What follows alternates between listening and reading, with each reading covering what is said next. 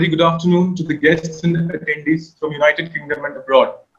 Today, we have all gathered virtually to discuss, learn, and question on a very basic yet very important topic in international commercial arbitration, that is seat versus venue, with a special emphasis on two jurisdictions, that is India and United Kingdom. Over a decade, arbitration has been one of the most talked and discussed branch of law with very fast developing jurisprudence. Where the current pandemic has locked all of us, we, the Moot Court Society of Law, College Dehradun, Faculty of Uttaranchal University, have been constantly working towards making this crisis turn into an opportunity to learn and grow by hearing to the most eminent and experienced people in the legal fraternity. After the success of our two editions on various topics of law, we are again here to welcome all of you to our special edition of International Webinar Series with a special focus on arbitration. The 4-day series is all set to begin today with our guests, Mr. Abhishek, Anand, and Mr. Sarosh Zaiwalla, on the topic seat versus venue in international commercial arbitration, deliberating upon the UK and the Indian law perspective. On this occasion, I take the pleasure to welcome our guests. I also welcome Professor Dr. Rajesh Bahuguna, Dean, Law College Dehradun, Officiating Vice Chancellor, Uttaranchal University, Professor Dr. Poonam Rawat Ma'am, Principal, Law College Dehradun, Head of Department Law and Chairperson, Moot Court Society, all the members and the office bearers of the Moot Court Society. This event cannot begin without welcoming the participants who have joined us from all around the globe to take away some knowledge and insights from this session. Before we begin with the session, I would very briefly introduce our guests of the session, Mr. Abhishek Anand. Mr. Anand is a 2006 graduate from National Law University, Jodhpur. He has over 13 years of experience in litigation and dispute resolution, including complex arbitrations and alternate dispute resolution.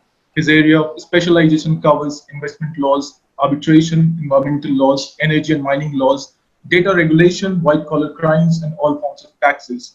Mr. Anand has experience of appearing in some myriad cases before all courts of the country, including the Apex Court. Prior to founding Sarvada Legal in 2019, Abhishek had worked with some of the top tier firms of the country, including the Economic Law Practice, Lakshmi Kumar and Sridharan, and Chamber of a leading lawyer in New Delhi. We welcome you today, sir, to this session, and we are very, very eager to hear your insights on the Indian law with respect to seat and venue in international arbitration. The other guest we have today is yet very special. He is the first Indian to start a law firm in the United Kingdom, which was then inaugurated by the Chief Justice of India, Honorable Mr. Justice Y. Chandrachud. Mr. Sarosh Zaiwalla founded Zaiwalla & Co. Solicitors in April 1982, with offices in Chancery Lane, London. Over the years, he has been involved in over 1,200 international energy, maritime, and construction arbitrations in London and worldwide, either as a solicitor, counsel, party-appointed arbitrator, or sole arbitrator. Sir has acted for many prestigious clients, including the President of India, China National Petroleum Corporation, Bank Millat, and NIDC of Iran, and various international public corporations. He was a member of International Court of Arbitration of the ICC Paris from 1990 to 2002, and is a CEDR accredited mediator. He was also asked by the Dalai Lama to facilitate a dialogue with the government of People's Republic of China with a view of finding a peaceful resolution relating to Tibet. He was also invited by UN Secretary Mr. Ban Ki-moon for an extensive consultation on issues relating to world order. He is a specialist in international law, commercial law, contractual energy, construction, and maritime law. Overall, he is an expert of each and every law. To our surprise, he was awarded in 2002 on the occasion of the National Law Day by the then Prime Minister for his unique contribution in the field of arbitration. We are blessed to have you, sir, with us today, and we are really looking towards a very insightful session. Now, before I'm embarrassed by the long CV you have mentioned. Thank you, sir. Now, before we proceed further, I would request our Honorable Principal, our Honorable Dean and Officiating Vice Chancellor, Professor Dr. Rajesh Bahuguna, sir, to give his opening remarks to begin with the session.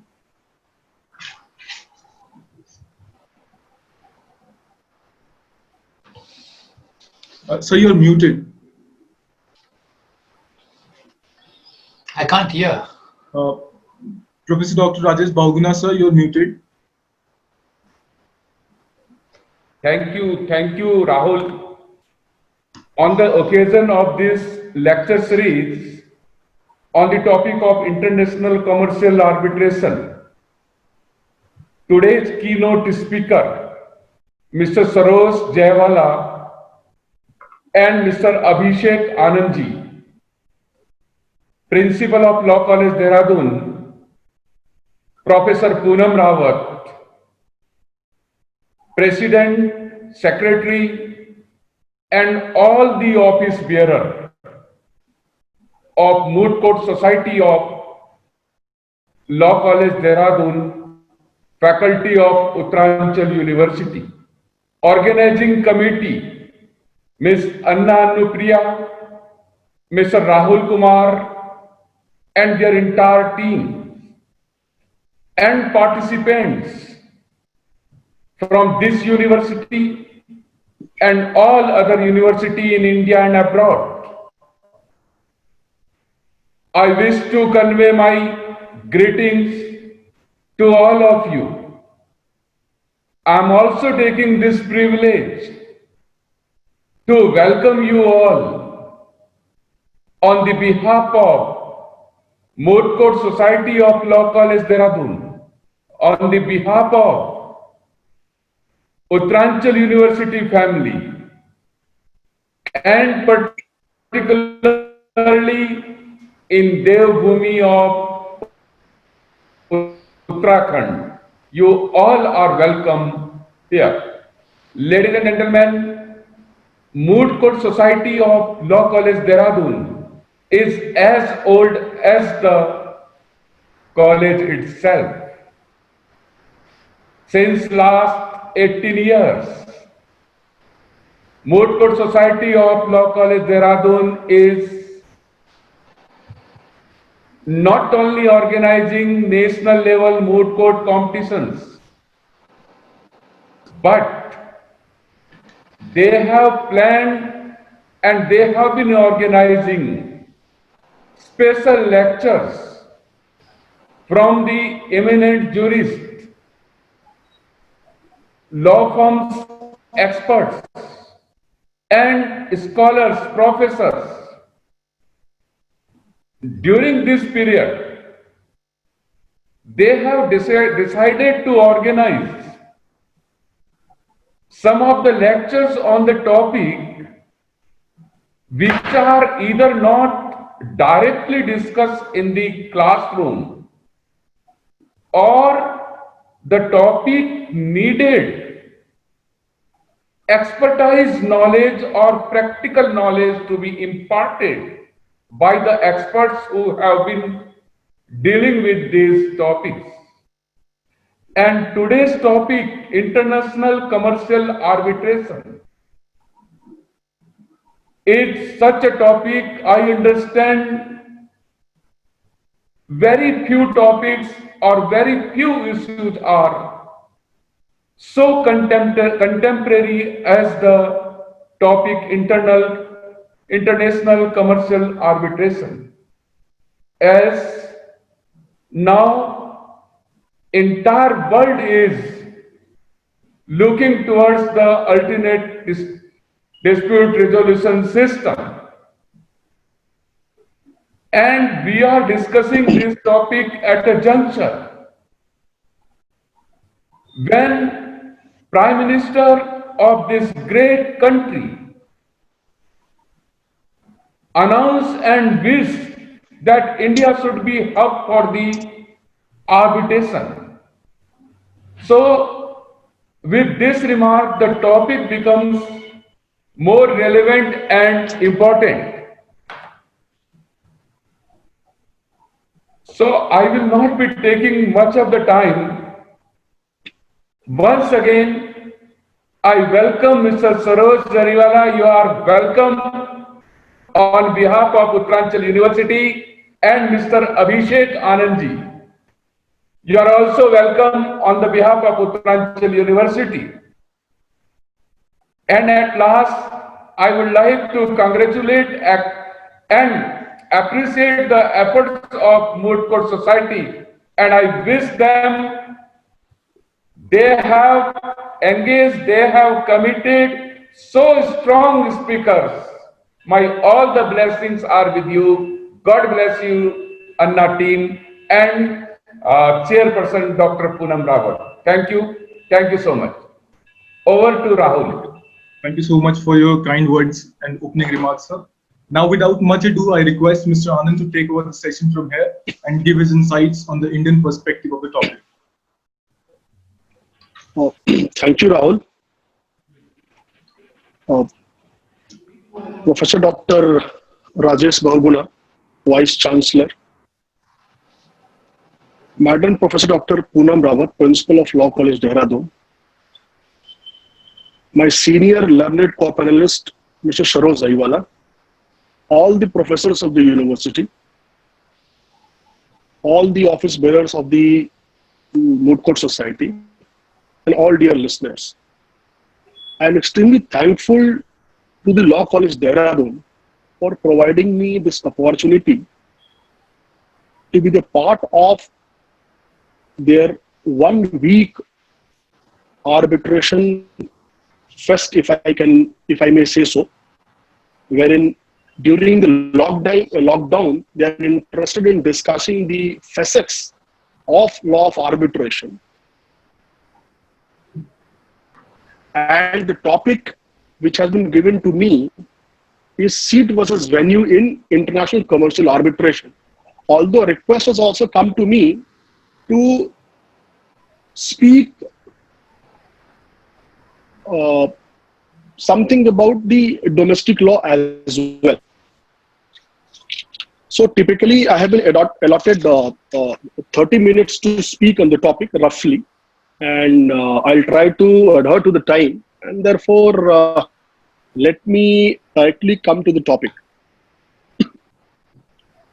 So the most important thing which at least I have always seen is that once you are aware of the basics behind the law or the basic purpose behind the given law, it becomes much more easier for you to analyze the entire jurisprudence behind the law.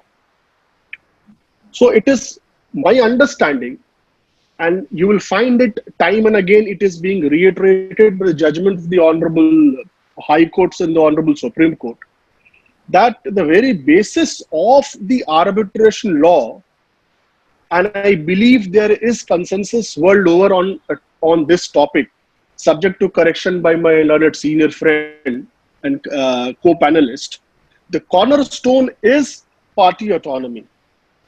So the moment you start looking at arbitration from that point of view, you will find that you will not face that much difficulty, whereby you will not find that why certain things are happening or why certain things are written in the contract, or why the honorable courts are deciding things in certain way.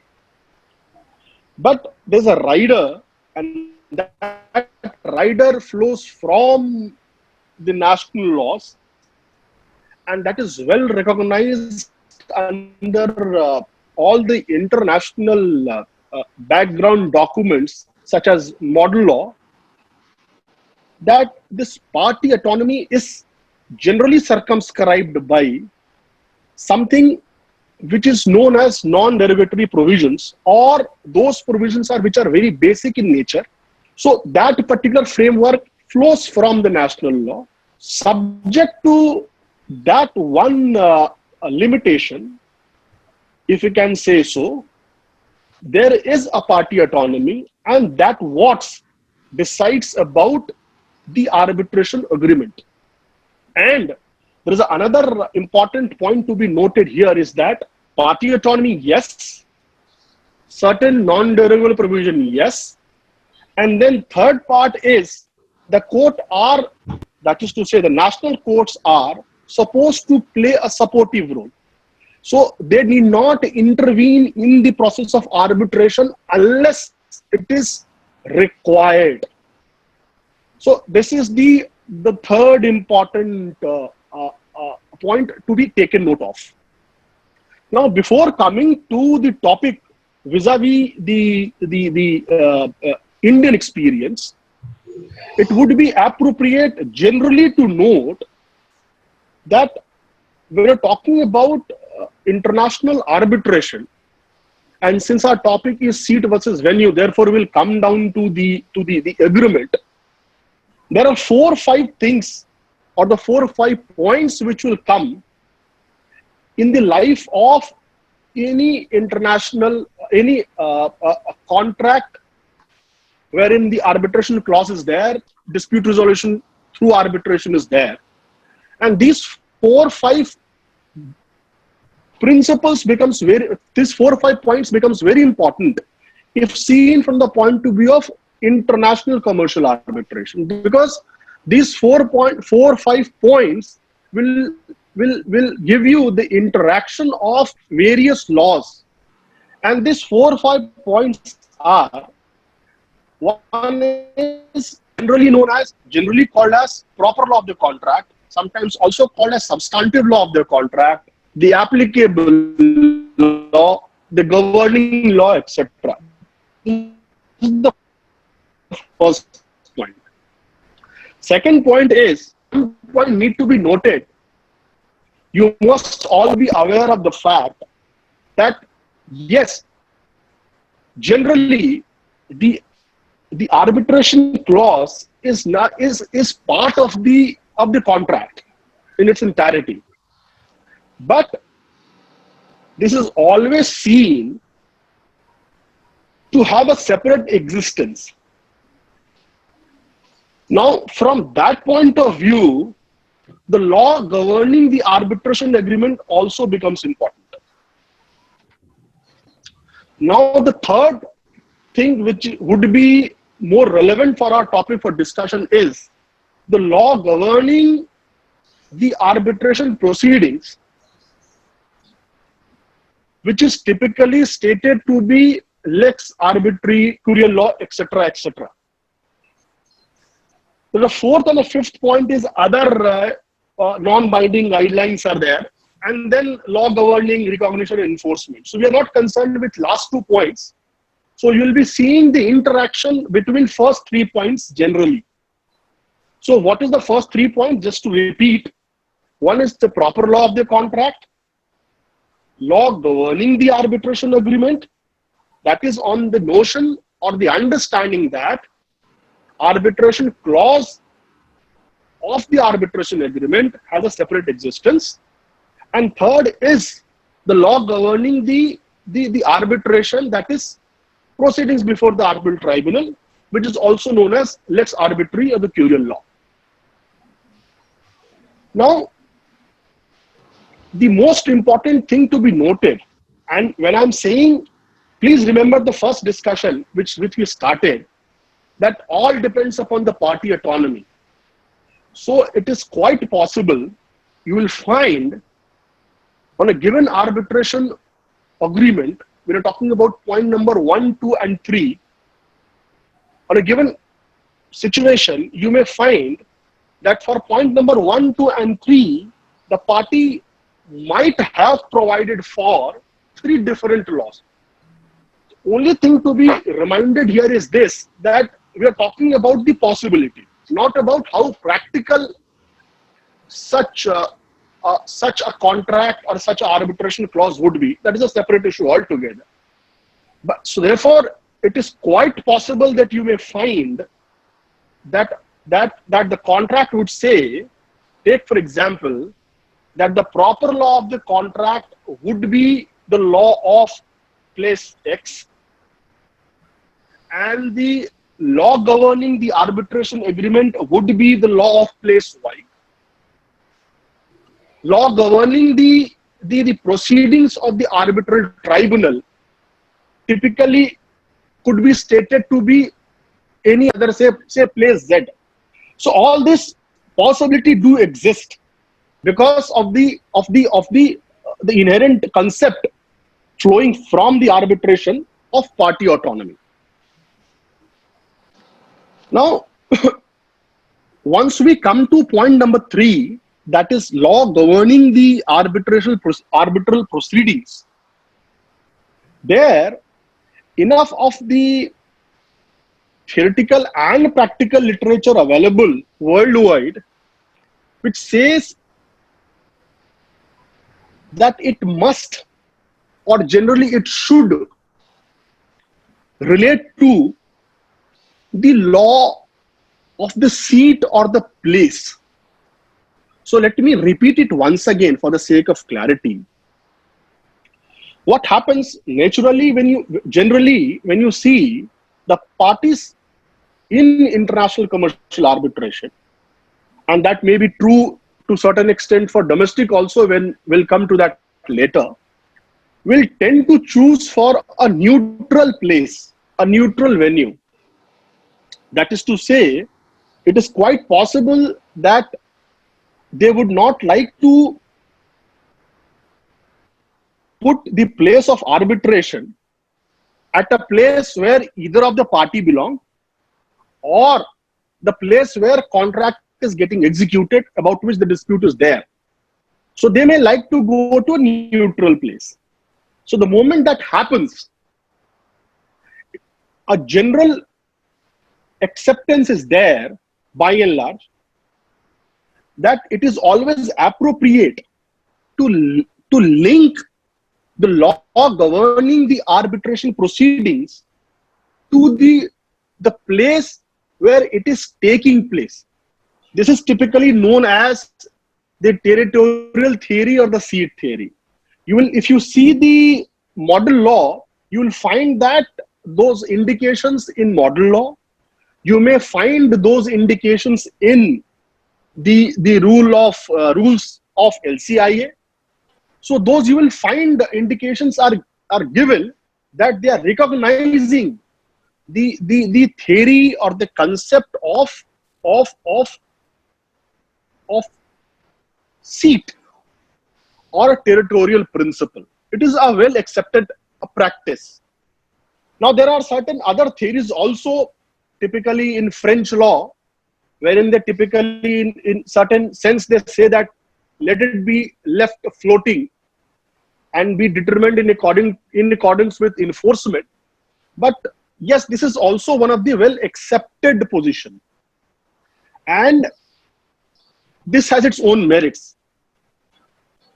So this is, you will find generally the idea that law governing the arbitration proceedings should have a definite relationship with the seat or the territory in which arbitration takes place. So typically, if I have to say,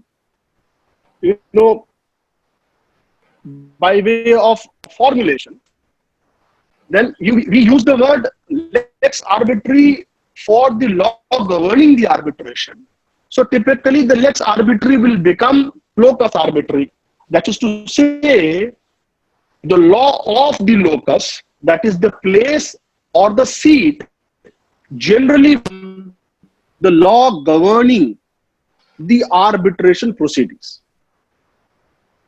Now, this has its own merits, and typically it is said that once the arbitration finds its home, that is to say, home here means the seat of the place of arbitration, it becomes easier, or it becomes more effective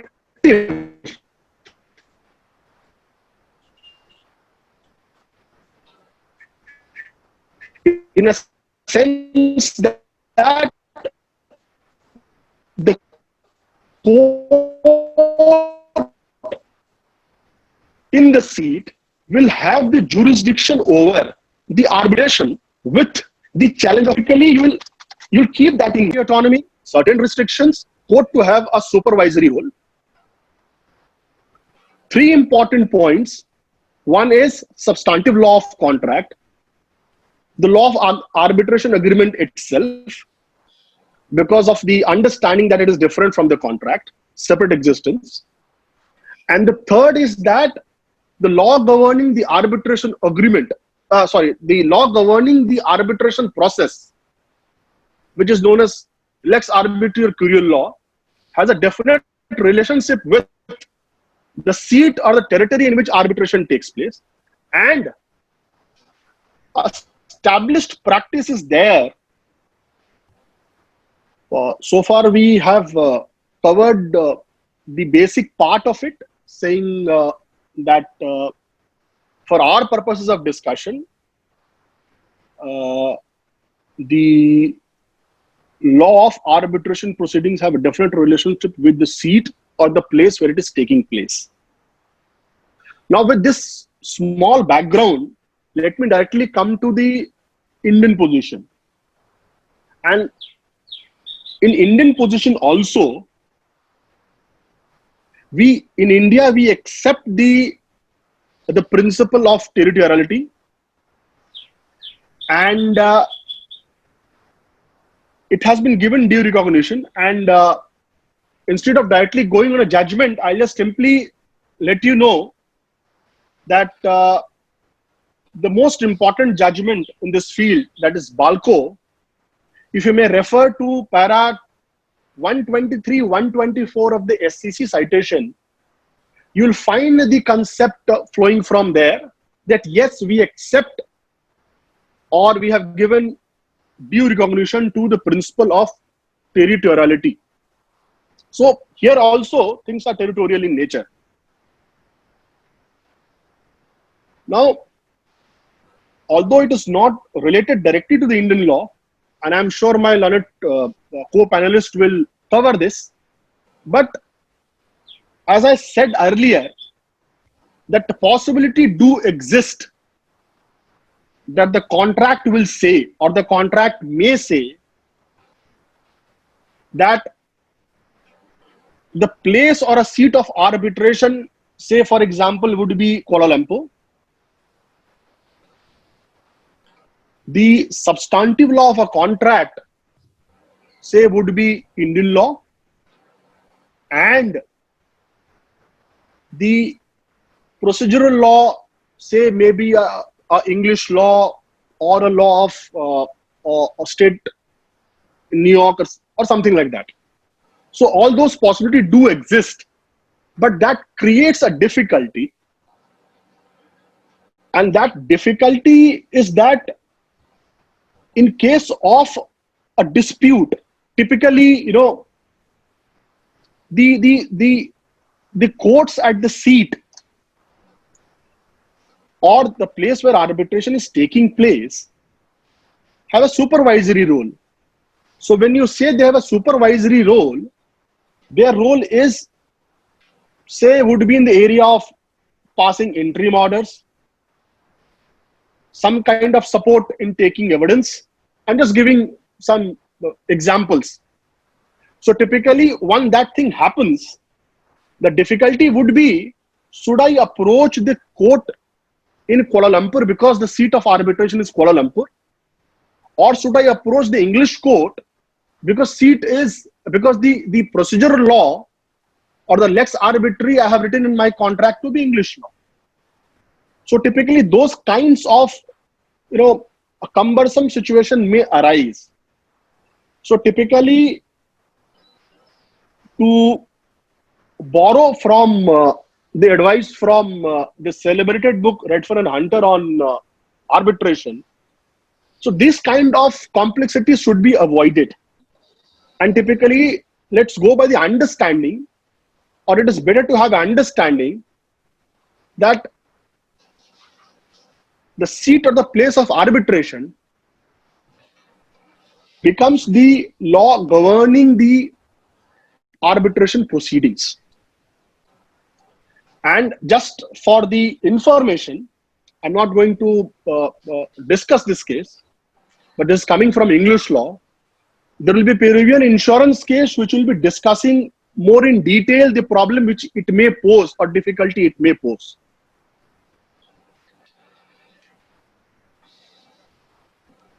And one more interesting observation you will find, which is coming from the judgment of the Honorable Supreme Court in NTPC, it is 1992 judgment.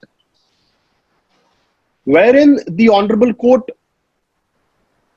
wherein it was observed that in such a situation wherein you say that place is Kuala Lumpur, the place is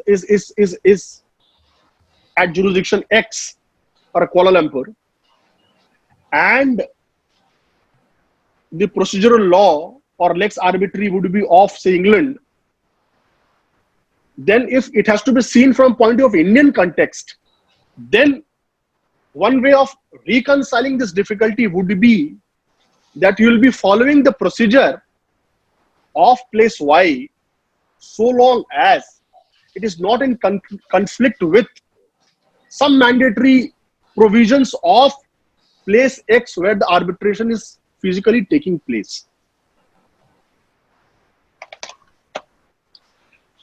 Now, coming to the Indian provisions, that is provisions flowing from Arbitration and Conciliation Act. Yeah, that's the water. Thanks. Sorry. So, as we have just discussed, that in India we have given due recognition to the principle of territoriality, that is the seat principle. It has two implications here. One implication is exclusion or otherwise of the part 1 of the Arbitration and Conciliation Act. As you all know, Thank you. Okay, have a nice talk. the part 1 of the Act has a definite application to the part 1 of the Act, has a definite relationship with place or the seat of arbitration. So if you can just see section 2,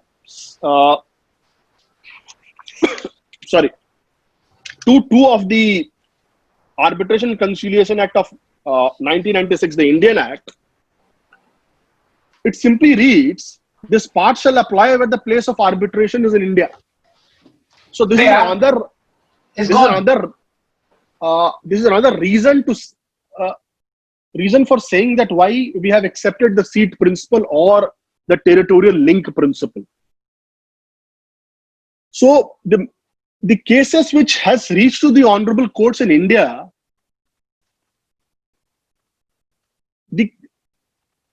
the cases are of such nature wherein the discussion has been about the fact whether part 1 has to apply or part 1 need not apply. So typically, if the place of arbitration is in India, part 1 must apply, as we just seen section 2.2, that is, part shall apply where the place of arbitration is in India. And if that is not so, the part 1 of the Act would not apply. Now here the only rider which I am aware of is the provision which is added recently by 2015 amendment, and then small amendment was done in 2019. I'll come to that later. But typically, it is all about seat or the place of arbitration in India. The part 1 applies. Not, it will not apply.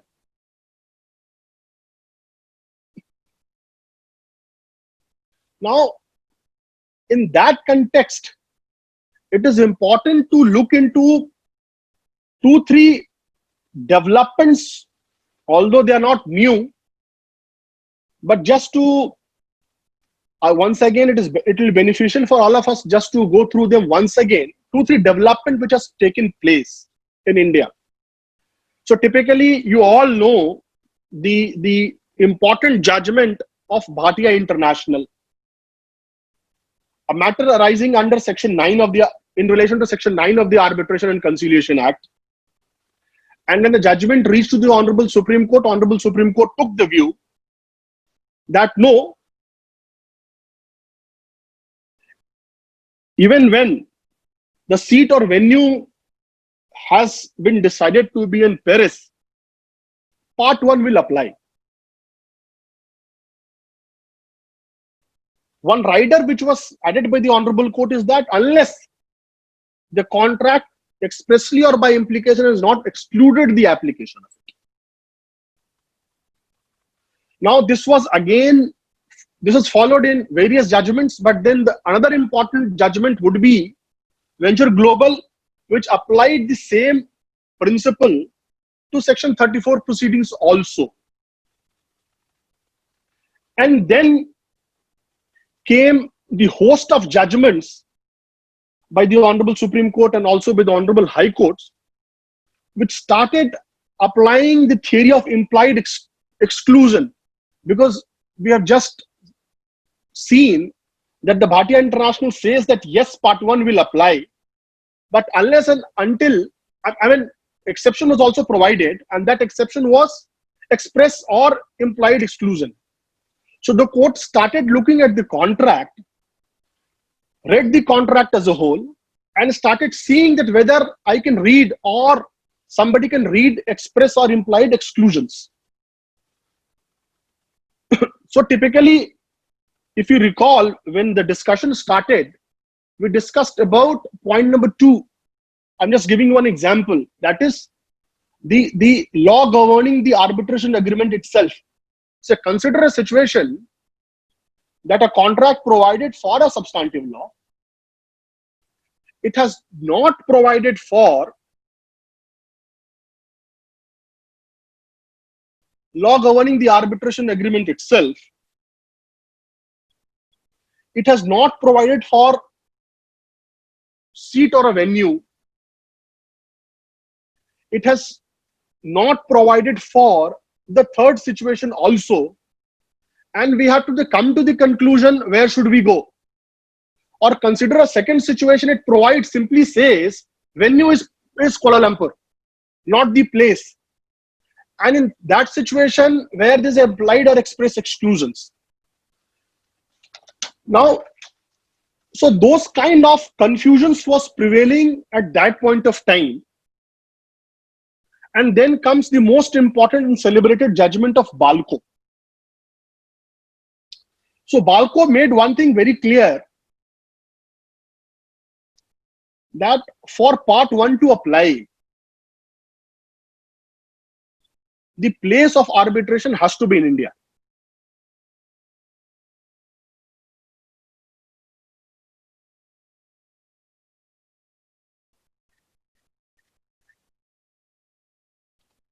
So typically, as per the judgment of the Honorable Supreme Court in Balco, Part 1 applies only when the arbitration is held in India.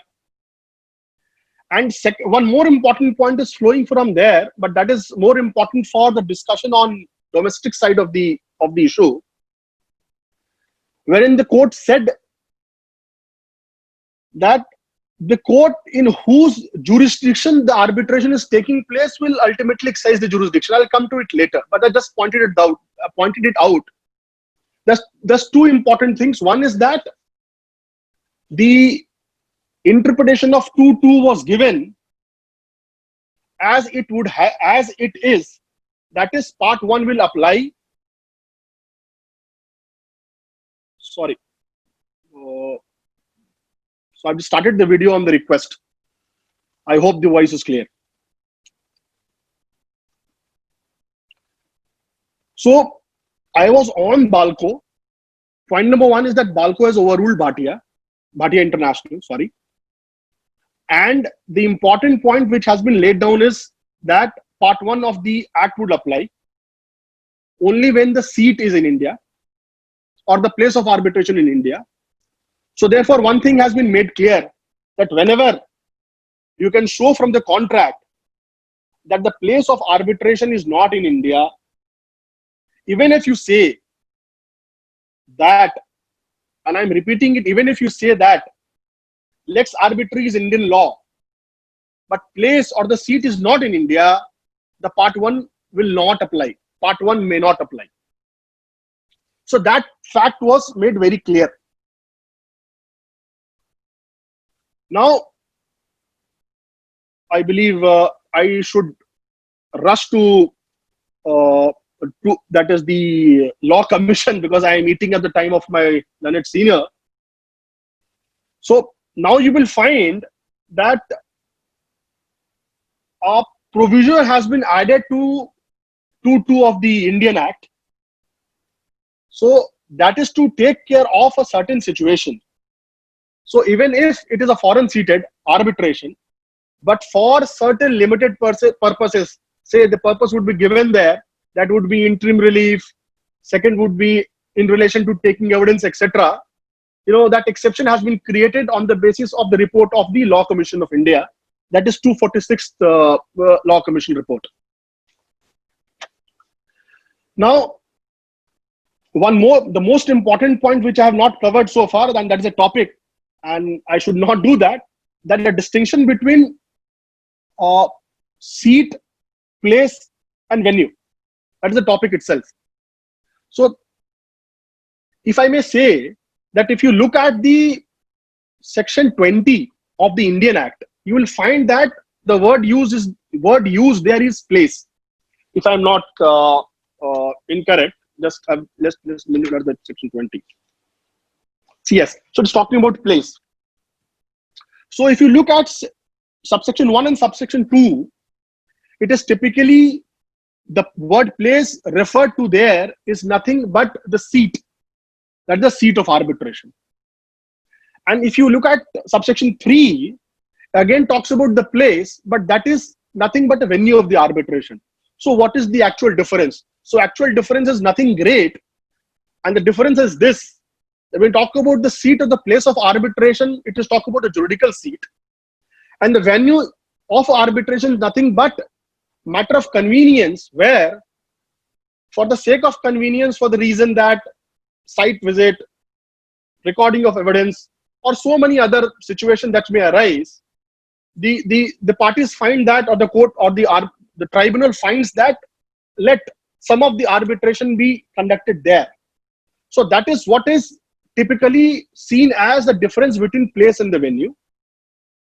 But when you say this is the only difference, you need to be reminded of one fact, that please don't go by the words in the contract, merely by the words in the contract, because there are instances where the have come to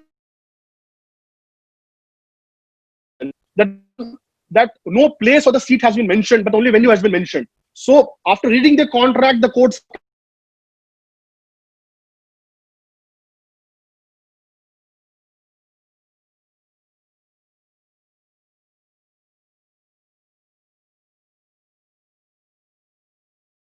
beautifully, laid down by one of the most recent judgment of December 2019 by the Honorable Supreme Court, that is NHCP Limited. So there the Honorable Supreme Court has discussed in detail, obviously more in the context of domestic arbitration, but it applies equally to, this concept applies equally in the arena of the international commercial arbitration also, that what is the real distinction between place and venue, when the venue can be said to be place and seat. But generally speaking, venue is matter of administrative convenience. Place stroke seat is nothing but the juridical seat of the arbitration. And what is most important is that on the basis of the place strokes of the arbitration,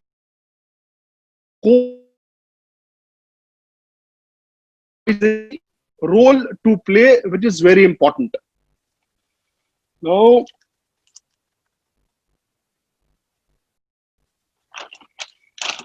one small point only for the point of view of the domestic law is that if you look at the judgment of the Honorable Supreme Court in NHCP Limited, you will find that a principle of exclusive jurisdiction has been detailed out very beautifully. So that is to take care of a situation wherein, in India also, say a party is from Mumbai, another party is from Calcutta, the contract is getting executed in, say, Bangalore, but the seat of arbitration can be a neutral place like Delhi, just to give an example. And once you have named it, then the court in Delhi will have the exclusive jurisdiction to deal with all the issues. So that is purely from the domestic point of view. And I hope I have not exceeded my time. And with that, I'll just like to stop. Thank you. Thank you so much for listening to me. Thank you, sir. Now I request Mr. Zaiwalla to please proceed with his. Okay, how much time do I have? 20 minutes, 25 minutes, 30 minutes? What is the time availability? 30 minutes. 30 minutes maximum, and I will stick to the time. First of all, may I thank you for inviting me, and compliments to the learned Vice Chancellor and all the team, and of course, good evening to all the students. One of the main reasons why I have accepted this invitation to speak today, despite my very busy schedule this week, is because I think the future of the legal profession is with the law graduates, like in the Dehradun College. And today we want Indian footprint to be placed where the world becomes globalized. And that is important. I have, just to introduce myself, I started a law firm, and we are even today the one and only law firm in the 1 square mile city of London. That's the business and commercial district, started by a non-white. And that too also in Indian. And I maintained my Indianness. When I started my firm, nobody could pronounce my name there. And in the British TV, I was interviewed, and I said, what is the secret of your success? I said, I did not change my Indianness. And I would very much like the future that there is an Indian footprint on the globalization of the world, especially the legal profession. Having said this, what I'm going to do today is to deal with the issue of seat and foot and venue, and by giving example from my own experience. And my approach to law is generally that law is for justice and not justice for law. When I sit as an arbitrator, or I always, even when I appear in court, the approach which I have taken is stop looking at the sections of the Act, but try and do justice by fairness. And this is what has made London the center of international arbitration. One of the first case which I am going to mention, just to give an idea of what a seat and venue is a case called the Union of India versus McDonnell Douglas. This was in 1991, where I was involved for the government of India. In those days, my firm used to act for the Indian government, and it concerned a satellite, Indian satellite. ISRO was the party to the arbitration, which Union of India represented, and that contained an arbitration clause. That contract, it concerned the satellite, Insat 1B, which was delivered by McDonnell Douglas to the Indian government, ISRO, but that satellite was defective and could not be launched. And there was a huge claim of $350 million from McDonnell Douglas against ISRO, asking for the payment, and ISRO was claiming damages. Now that contract specifically said that it will be governed, parties' relations will be governed by Indian law, and the arbitration would be governed by the Indian Arbitration Act 1996, but the venue will be London. I was acting for the Union of India, and the law secretary told me that, look, we don't want the seat to remain in London. That's the reason why we have Indian Arbitration Act. Because in those days, the arbitration, it was England was also the 1979 Act had not come in, and to challenge the arbitration award was very difficult. You could only challenge the arbitration award on the basis of a misconduct, and misconduct was not an easy thing to succeed. And therefore, the Indian Law Ministry wanted that if we lose, then at least we will have an opportunity to challenge it in the Indian courts. The matter went to court before Mr. Justice Seville, and the judge said that although the Indian Arbitration Act is a contractual term and the Indian law governs the contract, because the parties have selected venue of London, and it is a juridical seat is London. And that makes sense, because the most important element of the seat is how do you challenge the arbitration award, or how do you supervise the conduct of the arbitrators. There have been many instances in international arbitration where there have been opportunities to challenge and ask for the arbitrators to be removed, and unless the seat is finalized, it is difficult to know to which court to go to. 3 years ago, just to give an example, and I think I'm going to give you more examples. 3 years ago, I was sitting as a sole arbitrator appointed by the President of the Law Society to decide a multi-million-dollar family dispute between a father and a son. And of course, there were 3 wives there and family and all the thing. And the claimant was a son who was about 54, 55 years old, suing his father, bringing a claim against his father in arbitration, who was 86 years old.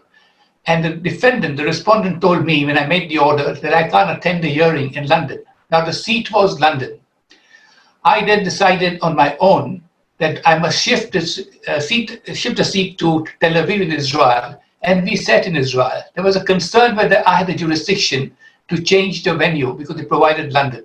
But in the interest of justice, I took the decision. The matter went to the court, and I was upheld by the English Commercial Court. So in that case, what happened was that although the seat was London, expressly provided, the arbitration took place in Israel. Now, it is important even for an arbitrator to make sure where the seat is, because it is not uncommon for the arbitrators to be joined in proceedings.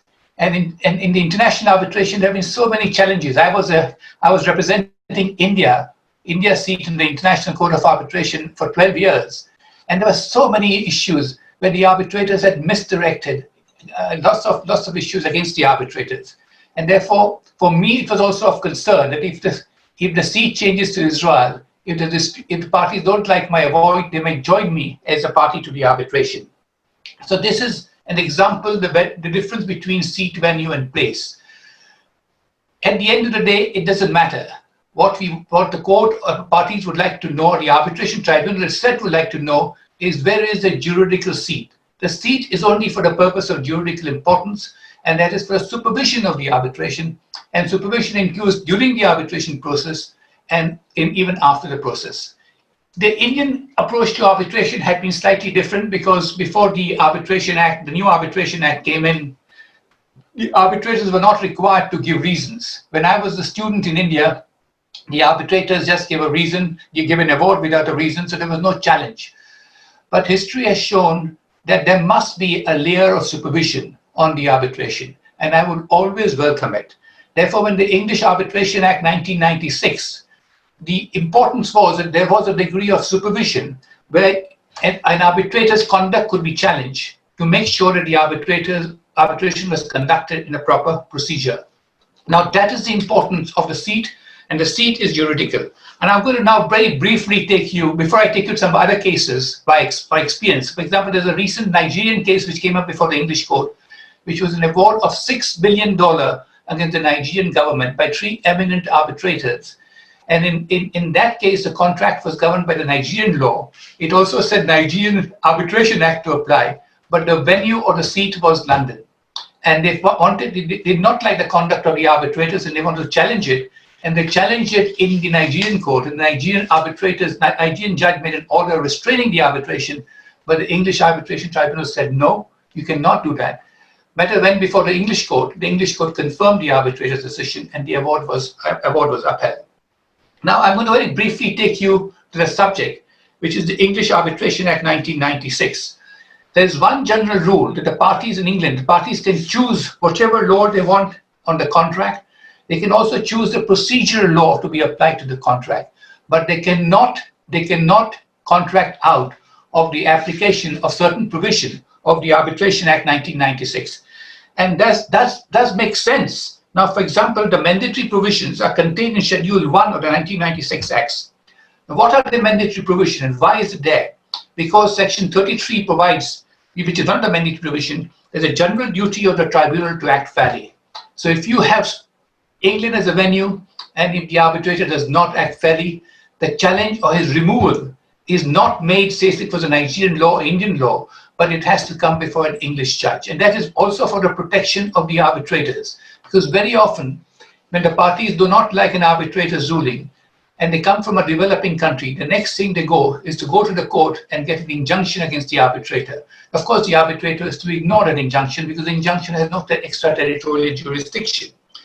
The second important requirement, which automatically ipso facto applies to arbitration with a seat in London, is general duty, Section 40, general duties of the parties to comply with the tribunal's determination directions. So if you have an arbitration, whether you call it venue or seat, his juridical seat is in London, then if the arbitrator does not behave himself or the parties does not behave himself, then they can be made to comply by an order from the English court, and they don't have to go to the local court. That is a second important requirement. Then there's a Section 67. So you start an arbitration, and then one party feels that, look, there is a problem. There's no arbitration agreement. And there can be various reasons why there can be no arbitration agreement. And I give you two examples, and that is challenged compulsorily by Section 67. I'm going to share you the importance of Section 67, and I'm going to share you a personal experience which has become a world famous case called the UCOS arbitration, which is still going on before the Dutch Court of Appeal. And you'll be surprised, but my firm was advising the Russian government in that case. Now, what happened in that case was that the arbitration was held in the International Court of Arbitration in The Hague. It went on for 5 years, and the award was made of $50 billion against the Russian Federation. It was an oil well contract. It was a Trudovosy and all those people contract. Now, they could not challenge the arbitration because arbitration award is final. International Court of Arbitration does not have a supervisory jurisdiction or law which says you can challenge on the ground of the arbitrator's side. So they came to me and they said, can you come up with, my firm has a reputation of coming up with new innovative problems, not just looking at the law, but finding a solution and finding a fair way to do justice. Please remember, all students, that law is for justice and not justice for law. I then said, yes, we have an answer. And that answer was an Indian case again. Only about 6 years ago, an Indian company, a PEC Limited, a wholly owned Indian government company, had a GAFTA grade and trade arbitration in London. Now, GAFTA arbitration under the rules, lawyers cannot appear, only trade representatives can appear. There was an award of $8 million against Indian government PEC company, and they came to me. There was an allegation of fraud against the PEC, the usual fight. It was a rice company. It was a rice contract. Asia Golden Rice were the respondent, and they were from Thailand. There was really no option. We went to council, and the council said, Queen's Council said, you can't do anything. It's in a final award, but you can't challenge it. We came across a very different thing because I had acted for Indian High Commission for so many years, Indian government.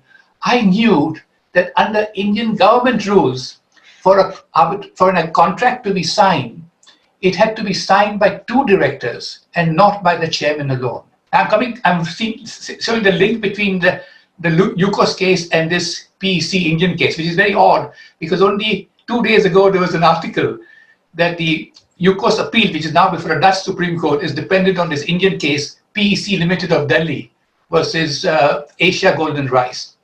So I took the point that although the parties had agreed to the arbitration, they participated in the arbitration for 3 years. There's also an appeal process in the GAFTA award, and they had lost.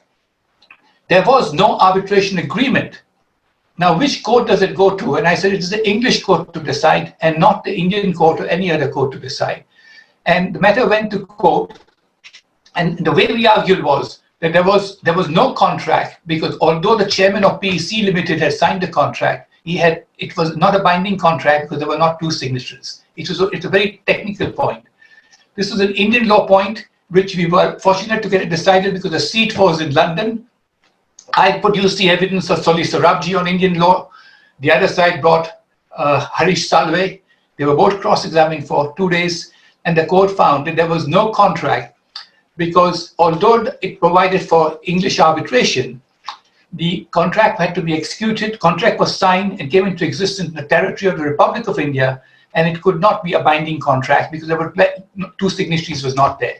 Now, the same point was taken by Russia, challenging the UCOS award on the basis that although the Prime Minister of Russia had signed the UCOS award, UCOS agreement with the UCOS, it was a trade in the dispute arbitration. It had not been ratified in the Russian law, which was required to be ratified by the parliament. The Russian parliament had not ratified it. So the Dutch court, the first instance, found that yes, that means that the contract did not come into existence and there was no arbitration agreement, irrespective of the fact that the parties for 5 years have continued with the arbitration process. The matter went to appeal. The appeal court accepted this point, that what matters is the soil on which the agreement was constituted, and arbitration clause is part of the agreement. But the Dutch appeal court said that the Russian law in this case permitted the contract to come into existence for certain reasons without the ratification of the parliament. Now this matter is before the Supreme Court. Now I make this point because it is so important to know where the seat of the arbitration is, because it is the judges of the country in which the seat is which has the ability to look at any complaint against the arbitration award. And you must not forget that there have been many cases where the awards are set aside or not enforced because there are complaints. And it is all right that the arbitration tribunal is an autonomous tribunal, and arbitration are creatures of contract. But we must keep in mind that the reason why the seat is important, and because it's the supervisory jurisdiction of the court. The next reason why in England the compulsory arbitration provisions would apply. The other one is Section 68, where irrespective of the law and irrespective of what the arbitration agreement provides as to the procedural law will apply. If the arbitration are conducted in England, then under Section 68, parties have ability to challenge the award on the grounds of serious irregularity affecting the arbitration. Now that is also very important because it's the duty of the court in which the seat is situated to ensure that an arbitrator conducts the arbitration in accordance with a fair procedure. The concept of seat adopted in English arbitral law is not geographically defined. Section 3 of the Arbitration Act 1996 says that a seat of an arbitration is a juridical seat either so designated or in the absence of designation determined having regards to parties' agreement at all relevant circumstances. This brings me to the Nigerian case, which is quite a famous case, which is before the English court, before the Nigerian court is being debated all around. And that is the arbitration took place before in England. And the arbitration clause was, and I just repeat it for you, the arbitration shall be, it says, the venue of it says the parties agreed if any difference or dispute arise concerning the interpretation performance of a game, if they fail to settle such differences, then the party may serve under the rules of Nigerian Arbitration and Conciliation Act, except as otherwise provided therein. And then it went on to say that the venue of the arbitration shall be London or otherwise as agreed. So there was no certainty. And therefore, when the award was out, after the award and liability was out, the arbitrators made direction for determining the quantum. And the Nigerian government panicked and went to the Nigerian court and said, look, there is no jurisdiction. And the seat was not London, therefore the Nigerian court had the jurisdiction. And this matter is at present going on before the Court of Appeal. But the English court found, the Nigerian court found that we have a jurisdiction and this award is bad. But the English court said, no, you have participated in the arbitration and therefore this applied, the seat is London. So it is not a very easy question and each case has been to be decided on merits. The important thing about English law, and I said right at the beginning, I have lived in India as a student and I've been in the commercial court in England for many, many years in English arbitration. The English court and the English arbitration cut through all the sections, cut through all the legalities, and the intention is to do justice between the parties. What is fair and right? When I appear before the commercial court, the pleadings are only 20-25 pages. The judge will ask me, Mr. Zaiwalla, tell me what are the real issues? And then he will decide the real issues. And that is the difference I find between the English approach and the Indian legal approach, which I may take this opportunity to say, the Indian legal approach which we have as a fellow Indian, as a person of Indian origin, is the old colonial approach, where, and I want the students to recognize this so that they can work towards changing it and not stick by it. When there were 3,500 white colonial officials ruling and managing 450 million, that included the judiciary and the legal profession. And therefore they put all this technical long pleadings, all the reliance on sections and all the thing. Whereas in England, that was not there when in their own country. But when India became independent, the Indian legal professions and the Indians generally followed the same Brown Sahib approach of the colonial approach. And that is what we need to change. And I hope that this is a message which the young Indians will make sure to put into practice. Now, there are a few other, there's also the issue of floating seats. Like I said just now, the floating seat about in Nigeria, that in venue can be London or any place the parties can agree. One cannot have floating seat because the floating seat has its own risk. Because what happens is you can have a seat because that's the juridical seat and any issues relating to the arbitration have to go before the court. But if you have a floating seat, and very often the arbitration venue is changed from time to time. For example, I give you an example of the Israeli case, Führer versus Führer, where I was the arbitrator. I had the arbitration for 2 weeks in Tel Aviv. But if there was a complaint against me or they wanted a relief from any orders which I made, they would have gone to Israeli court, and I would have to make submissions or defend myself in the Israeli court. That would have been grossly unfair. But because I had made a ruling and parties agreed the seat will remain London, any complaint or any supervisory jurisdiction has to be only before the court of the seat. Okay, now I'm going to be a little more technical. England sets its face against the concept of floating seat, and there is a judgment in the Dubai Islamic Bank versus payment which says the concept of a choice of seat is in principle different to choice of law. Choice of law has a bearing on the seat, but not a decisive of what seat has been chosen. The concept of seat is intended to refer to some state or territory with a recognizable, distinct system of law with its own judiciary. The English courts have set their face against the concept of seat floating from one territory to another during the court of arbitration. The seat has to be determined from the outset, as to the outset that one looks in all circumstances to decide what the seat is. And the arbitrators are always advised that when you start the arbitration, make sure that parties have agreed what the seat is. Now, I mentioned why the seat is important, because when the award is published and needs to be challenged, it has to be challenged in the first instance, or always in the seat of the arbitration, because the New York Convention makes it obligatory for the courts of the countries in which the award is being enforced to enforce it without questioning it. Just to make it more interesting, we had a case again, an Indian case, which is a reported case, which went on the issue of challenging the conduct of the arbitration. That was also about 7 or 8 years ago. It's called 9-10 years ago. Indian Oil Limited, Indian Oil Corporation versus Coastal Bermuda. There was an award of $18 million against Indian Oil Corporation by a very eminent tribunal. And Indian Oil had appeared with some very large firm. It was a 3 weeks arbitration. It was concerning an oil contract from Nigeria. The award went against Indian Oil, but to everybody's surprise, Gordon Pollock QC, who was the chairman, put in a postscript in the award, having decided against Indian Oil, effectively saying that Indian Oil had a much better case in law than what had been put forward by the council, and effectively saying that the Indian Oil's legal team was incompetent. Now, that was a very, very interesting case. It's still debated in international, whether it was the right thing for him to do that. But I don't see why not. Indian Oil then came to me. They had gone to instant company solicitors before. They came to me, and their chief legal advisor and their director international, later on became the chairman of Indian Oil Corporation, Ramachandran. He said, we don't mind that the award has gone against us, but because what the distinguished chairman has said, Gordon Pollock QC, he's unfortunately no more, our heads will be chopped off when they go back to Delhi, because they said our team was incompetent.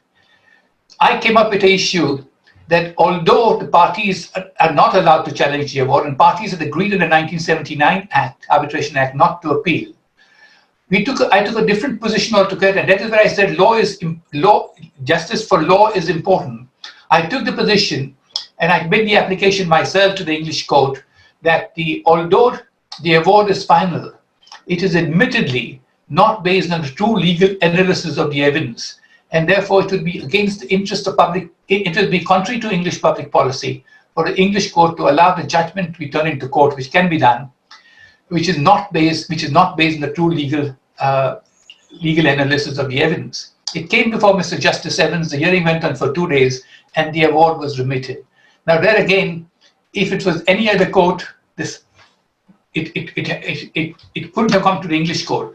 The English courts have enormous experience, and the most important approach of the English court at the end of the day, when you practice, you see that you can make any points of law, but the judge will look through and decide what is right. Not always right, but right.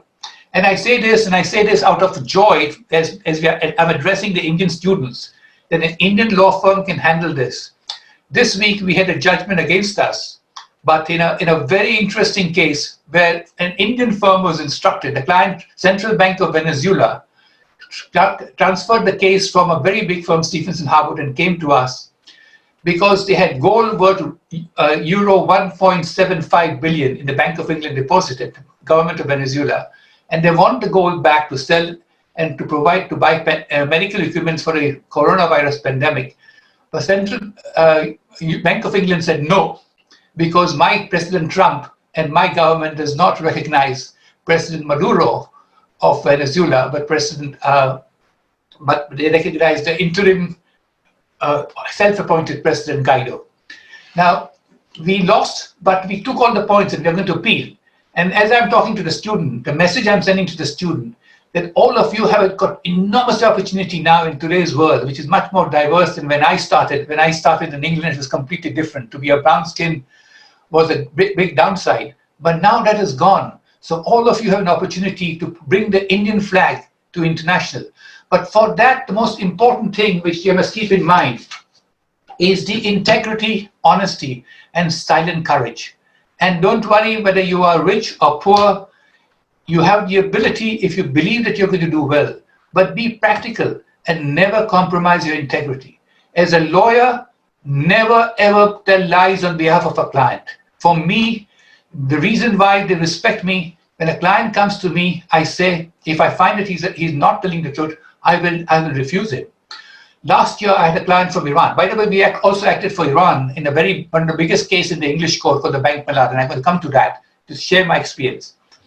There was the Iranian oil corporation brought an $86 million oil rig, and the oil rig and the chairman signed the delivery certificate, and the monies were transferred.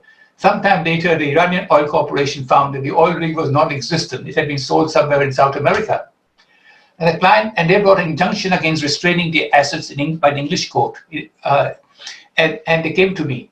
I said, yes, I will act for you. But then I realized when I went back and I said, no, this is a fraud. I immediately said, no, I will not act. I did not say that because you're a fraud. I said, I'm very busy.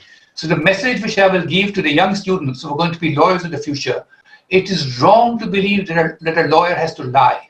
But you have to, today we have survived, and there's a divine blessing comes when you always act with integrity and honesty.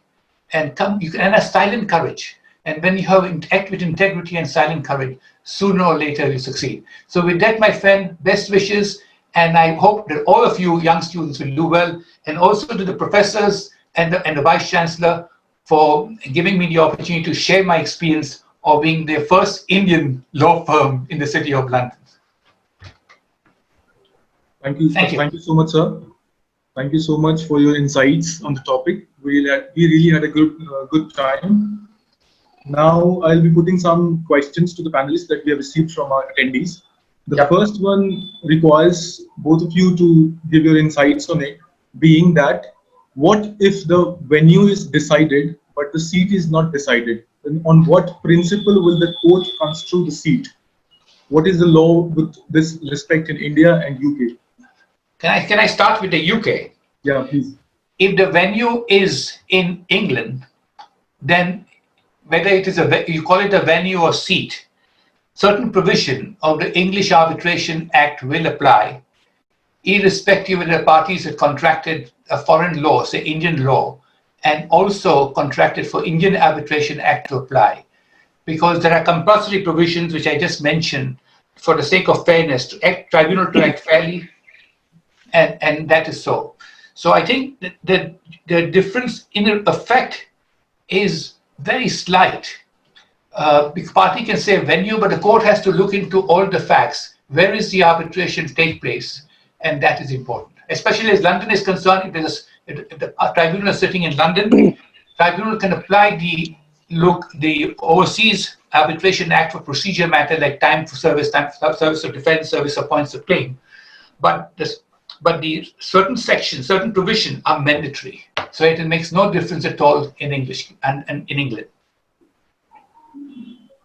So just to add what Sir has stated, as far as India is concerned, the If you are seeing from the point of view of the fact that you are challenging the award, if you have reached that state or the arbitral tribunal is already in session, then after reading the contract as a whole, we'll have to see that whether we can say the venue to be place. So typically I'll say the venue will become the place, and accordingly the court of the venue which you're saying, which can be set as a place or a seat, will exercise all the supervisory jurisdiction. That's absolutely correct. The next question is directly to Mr. Anand. With respect to the lex arbitrary principle, sir, does it mean that part 1 applies only when the seat is India, and even in lex arbitrary is India, there can be cases where part 1 does not apply? See, typically for part 1 to apply, just have a look at section 2. For a time being, forget the provision. The section 2 simply states this part shall apply where the place of arbitration is in India. So for part 1 to apply as per section 2.2, the place of arbitration is the seat of arbitration has to be in India. Right, sir. There's one more question with Indian perspective regarding the Union of India versus Hardy exploration judgment, where there was nothing mentioned in arbitration agreement about the seat of the arbitration. The Supreme Court held that Indian court has jurisdiction. The Hardy exploration principle has been applied in so many cases later on, which in my opinion do not hold good in law. What are the other factors which help in deciding the seat of arbitration? So on that, I'll simply state, kindly have a look at judgment of the Honorable Supreme Court of December 2019, that is NHCPL Limited, and please see whether Hardy has been overruled or not. So my understanding said it has been overruled by this Honorable Supreme Court. There's one more question I would like Sarosh sir to answer it. So in case the seat of arbitration is a particular country, let's say for example London, but at the time when dispute takes place, the country to which one of the party belongs is at war with the seat of arbitration, who will have the jurisdiction in such a case? I think it will make no difference at all, because say if the seat of arbitration is X, then unless the local court in which the claimant of the party was complaining resides holds that the contract has become void because of the war, because of frustration, the seat will continue to apply. Seat of arbitration has nothing to do with the countries being at war or being a warlike situation. Right, sir. Once again, I thank both the speakers for such an insightful session. Now I request the President, Moot Court Society, to please conclude the event officially by proposing vote of thanks. Thank you, Rahul. Greetings to the guests, administrators, organizers, and the participants of Lecture 1 of the International Webinar Series on International Commercial Arbitration. On behalf of Law College Dehradun's Moot Court Society, I would take this opportunity to propose a brief vote of thanks for the evening. First and foremost, I would extend my heartfelt gratitude to Mr. Sarosh Zaiwalla and Mr. Abhishek Anand for taking time out of their busy schedules to help young students, among other professionals, to learn from their immense pool of knowledge and experience. To learn and talk about the branch of law that is one of the most evolving fields of law is indeed an enriching experience. I would also like to thank Professor Dr. Rajesh Bahuguna and Professor Dr. Poonam Rawat for guiding us in the course of organizing this seminar. And last but not least, I would like to thank all the participants without the participation of whom this learning experience would have been incomplete. Thank you, everyone. Thank you. Thank you very so much. Bye-bye. Thank you so much, sir. Thank you. Bye. Thank you, sir. Thank you. Bye and God bless. Bye.